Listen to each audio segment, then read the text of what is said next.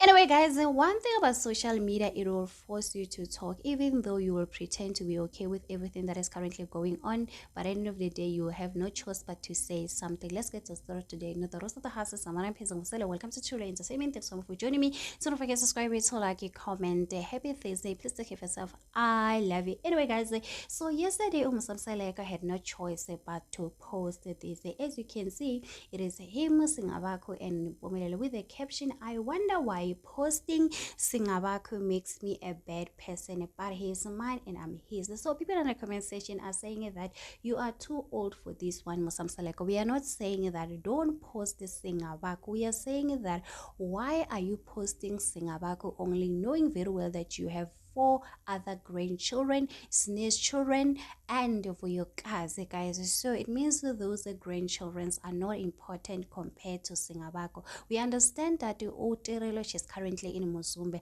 but when you post Singabako, at least you post it for your cousin children to show that you are the good grandfather. You're not doing it for social media or for content, guys.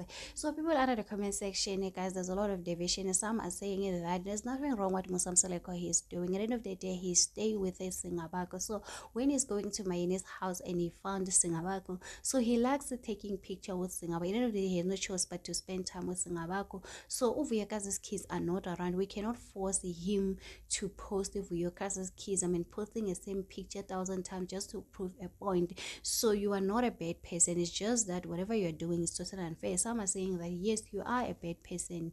At least don't post in one because you don't want to post the your cousin's kids. You don't want to post this next kids. So guys, whatever people are doing on social media, anyway, that's their own page.